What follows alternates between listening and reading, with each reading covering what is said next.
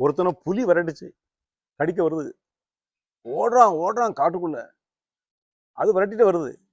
வேகமா ஓடி போனவன் புலிகிட்ட தப்பிச்சா போதுங்கிறவன் கண்ணு மண்ணு தெரியாம ஓடுனா ஒரு பெரிய பாழடைஞ்ச கிணறு இருந்திருக்கு காட்டுக்குள்ள.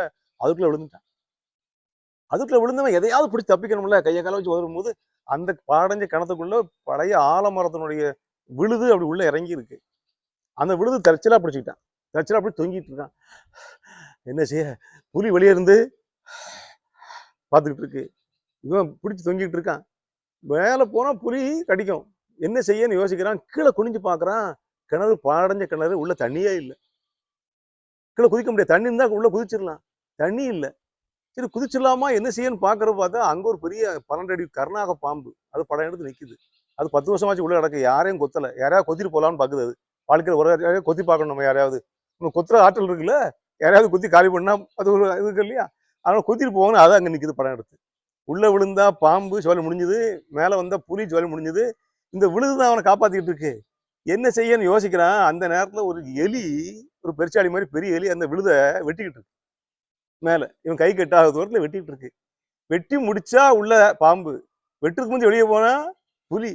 என்ன செய்யன்னு தெரியல இவனுக்கு. அப்படி ஒரு உயிர் போகிற துன்பம்.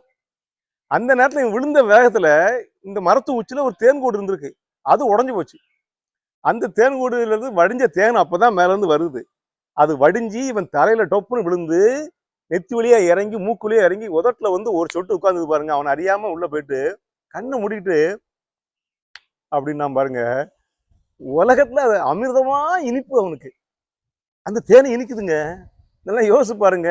புலி வெளியே சாப்பிட ரெடியா இருக்கு, பாம்பு கொத்த ரெடியா இருக்கு, எலி வெட்டுது உள்ள போறான். சாகிற நேரத்துல கூட தேன் இனிக்குது. தேன் ஏன் கசக்கல? தேன் ஏன் உரைக்கல? இப்போ இவ்வளவு துன்பத்துல ஏன் தேன் இனிக்கணும்? தேன் சுவை மாறுவதே கிடையாது. அதே போலதான் இல்லற வாழ்க்கை ரொம்ப ஆபத்தானது. வேண்டாம், கல்யாணம் பண்ணாதீங்க அப்படின்னு சொல்றாங்க. இல்லற வாழ்க்கையில எல்லாம் இருக்கும். சொந்த பந்தம்ங்கிற சொந்தம் வரட்டும், துரோகங்க படுகொடுக்கல விழுவோம். என்ன சொந்தக்காரனே மற்ற எவனா வந்து பிள்ளைகளே வந்து எலி மாதிரி வெட்டுவான். என்ன முள்ளில் படுக்கையிட்டு இமையை மூட விடாது இருக்கும் பிள்ளை குலமடிய என்னை பேதமை செய்தறினா தனியார் வீடியோ சொல்லுவான். அதை இப்படியெல்லாம் இருப்பான். ஆனாலும் அந்த நேரத்துலையும் அந்த ஒரு தேன் இருக்கு பார்த்தீங்களா, சொல்ல முடியாத ஒரு மகிழ்ச்சியும் இன்பமும் அந்த இல்லறத்துல இருக்கிறது. அந்த தேன் இனிக்க வேண்டும். அது இனிப்பு தான்.